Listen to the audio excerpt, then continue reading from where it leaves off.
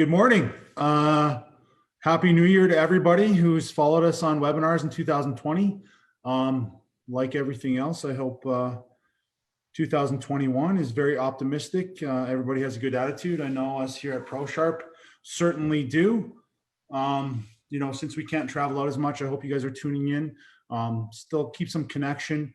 We're trying to do the best we can to service our customers. We've actually had, over the holidays, had a great sale. We're still moving machines. People are still optimistic about hockey.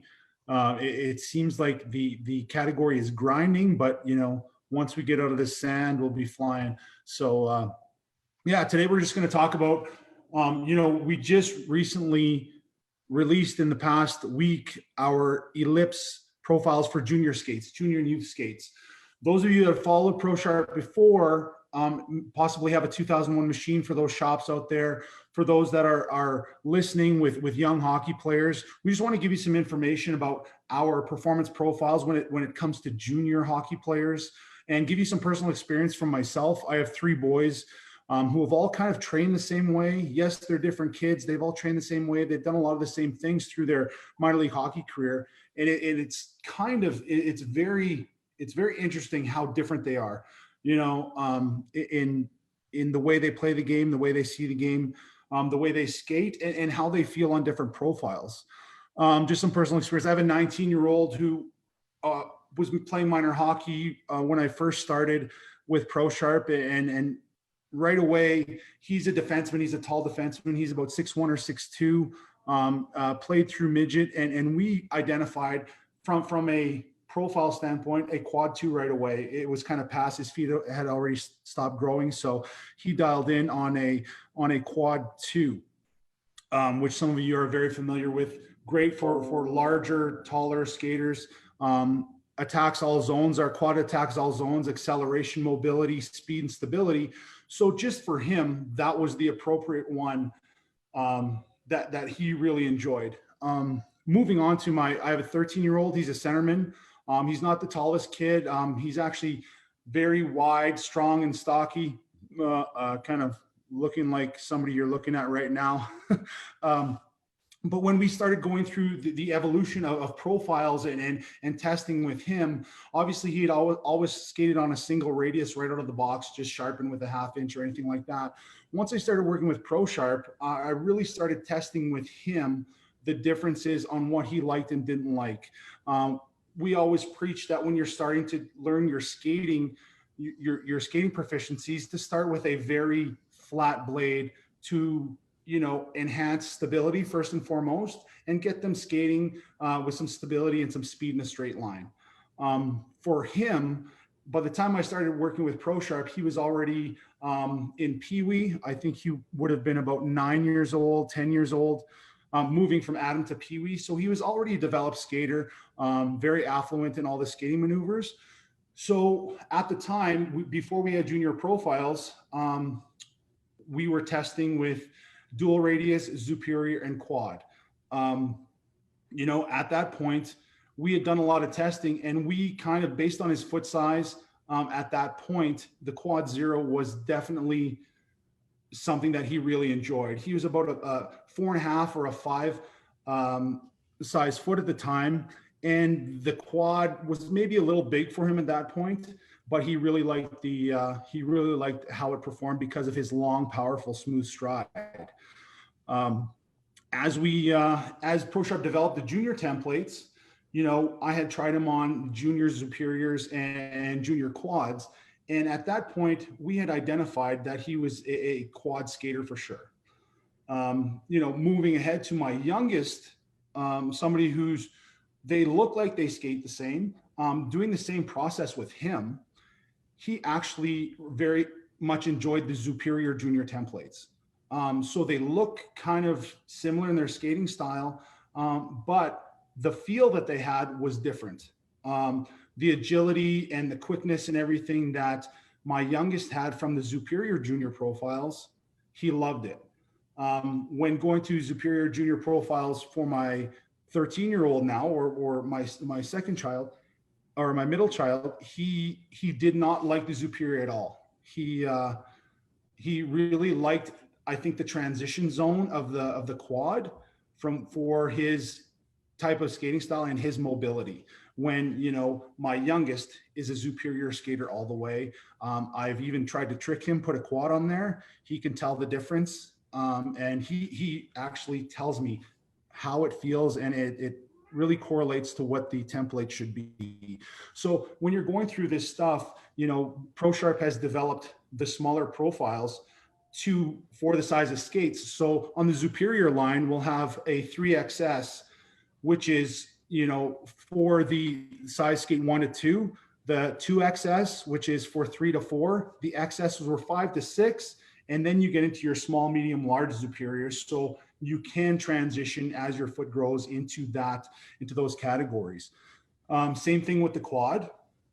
You know, we started at a quad 3XS, which is for a size 1 or 2, 2XS for a 3 to 4, an XS for a 5 to 6. And that's kind of where you kind of, do I stay with the XS, or do I jump into the actual quad 0, which is for, you know, larger size skates and for the size 7, 8 area? You know, these are recommendations. A lot of people say, well, you know, I have a size, you know, 5 or 6. Do I absolutely have to go with an XS? No, I would recommend trying an XS or a quad 0, just because they're kind of close and you can kind of get the same feeling from both. So that's where you're going to have to try to decide whether you're still in a junior template or move on to the senior template. So that's kind of where your transition, but both very good templates. You know, and as we move on, go ahead, John. Sorry, I've been kind of taking over here. I was just going to jump in there. You bring up a few really good points with the whole profiling topic of conversation, and I think that's important for everyone who's watching to know, but also just anyone who's looking at what the profiling options are that are available out there. There's a ton. There's a very wide selection of different profiles that you can try. But the thing that you got to remember is profiling from the time when you're starting out skating, 4, 5, 6 years old, all the way up until your draft year and when you continue playing on, it's a progression. It's not a static thing where you select one profile and that's your profile for the remainder of your skating days. It's a progression. So you're starting out with a longer single radius, like you mentioned. And then once you're skating fundamentals and you're strong enough on your feet, then you can start experimenting with some of these performance profiles that you just explained there with your kids and what they noticed with the quads, the superiors, and then ultimately the brand new ellipse templates that we just launched. So it's important to remember that it's certainly a progression as you go from smaller skate sizes to larger skate sizes, and there's going to be a profile that suits your game no matter what. So it's just a matter of testing them out and figuring out which one fits. But yeah, go ahead. Yeah, and so we'll move on to the ellipse. We just released the ellipse, I guess senior size templates in the last couple months. We just in the last week, like I talked about, released the ellipse junior templates. Going back to my 13-year-old, my middle child, he had been skating on the quad 0 for the last couple of years, loved it. I profiled his skate with the new ellipse series. His skate size is about 8.5 right now. No, sorry, a 7.5 right now. So I transitioned him from a quad 0 and had him try an ellipse 0. There's a direct correlation based on skate size and what you should try, what you're already in. I moved him from a quad 0 to an ellipse 0, and I didn't tell him he did it. I never tell my kids when I'm profiling their skates. I let them go and skate, and then I ask them how their skates were, their blades were after. I know a lot of you out there don't have that opportunity when you're in a retail setting, but if you do have the opportunity to test a couple different profiles, you'll be able to tell the difference right on the spot. So once I changed his profile from a quad 0 to an ellipse 0, I didn't say anything. I just let him go and skate. I asked him how his skates were. He said they were amazing. I didn't change the rate of hollow in which he skated on, but I did change the profile from a quad to an ellipse, and he absolutely loved it. I didn't feed his brain with anything what it should feel like, because then you kind of put a placebo effect and you're kind of telling them that it should be different. If he came back and said, you know, I really didn't feel anything, well, then I know then the change wasn't worth it. But from his own feedback and his direct points that he gave based on the profile, I knew that transitioning from a quad zero to an ellipse was a good thing. If he would have had anything negative to say, I would have kept him in a quad zero, redone his skates, kept him there. But he had so many positive things to say about his skates that day that I knew the transition from quad zero to ellipse was amazing. So that's a senior profile. I haven't done my 10-year-old on the junior ellipse profiles yet. He is in a superior right now, and I'm very interested to see what he thinks of the superior versus the ellipse template when I do the blind test on him. You know, it's amazing how honest and how direct kids can be when it comes to their skating. When you don't let them know that you've made a change, they'll tell you directly how they feel. And it's an amazing, it's been a benefit for me working for Prosharp, having my own little science experiment with my 3 boys and myself. So just to give you my personal experience, hopefully you guys can do the same thing. Yeah, it's always a rewarding feeling when you're doing a profile test. So obviously you've done a bunch with your kids, but even older players, younger players, it's always a pretty rewarding feeling when you find a profile that like fits their game perfectly and they notice it right away. It's always a pretty cool experience seeing that. And John, it might be just a little adjustment, but Yeah. going from a single radius, dual radius, changing profiles, sometimes you have an amazing athlete who is or could be a great skater. They just don't have the proper profile under their skates to be able to expose or enhance the way they're skating. I know going from a single radius on my kids to these, you know, performance-based profiles of the superior, the quad, and ellipse, it kind of unlocks things and it makes the skater more secure when they're out on the ice. You may have the best athlete, but if they're not using the right tools, they're not going to maximize their output when they're on the ice. So, you know, profiling is definitely something that I suggest that you tinker with, you know, whether it's in the off season or, you know, going to somebody for education. You can call Prosharp. It's something to explore. We're never going to take you to a destination and say you need this, but profiling your blades to enhance your skating or expose some skating, to expose some dynamic skating that you may have hidden under there is a wonderful thing. You can take power skating for years and years and years, but if you don't have the right tool to apply to those techniques and those drills, it's kind of lost. So I really recommend starting early with profiling with your kids, getting them the confidence on their skates and getting them the tools to be able to grow and enhance and evolve into a great skater and to a competitive spot. Obviously there's people are involved in the game for different things, but skating is just more enjoyable when you have the right tools under your feet. So yeah, that's where we're at right now. And so just another thing to talk about when we're talking about our performance profiles, they are all set with a built-in pitch. So you're not, when you're standing here, all of our performance profiles are going to be pitched forward so you can unlock those knees and get going right away. So, and that's something that I think people should really pay attention to. And I always preach this to everybody. People will spend hours and hours and hours looking for a stick. They will pay $300 for a stick. They want the McDavid curve with the right kick point, the right flex, everything, and it'll cost them $300. Put that effort into the blade, into the piece of equipment that you use 100% of the time when you're out there, your skate blades. Your skate blades are the only piece of equipment in your bag that you use 100% of the time, and they're the most important thing that you can pay attention to.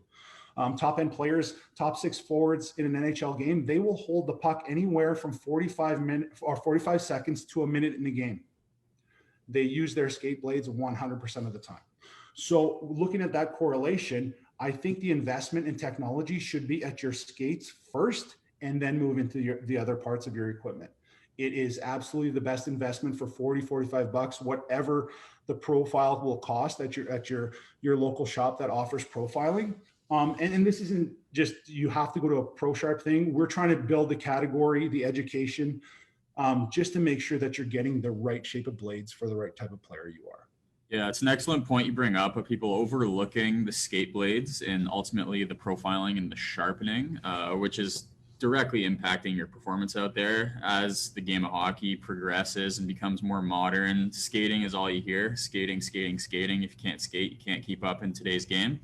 So when you're looking at skates for your kids, like I used to work in a retail environment, I'm pretty familiar with fitting skates and what to look for and recommending profiles and that sort of thing.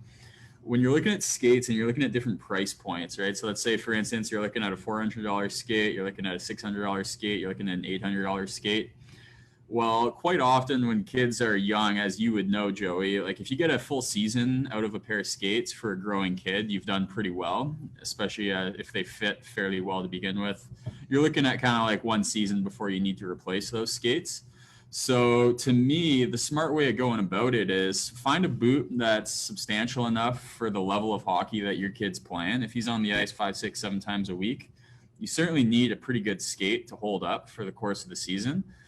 But you don't necessarily need that top of the line $1,000 skate. And you can save yourself a little bit of money by getting them sort of mid to upper range boot, and then put a little bit more money into your replacement steel, into your profiling, and use that as an experiment to sort of dial in what you want, what fits your game the best.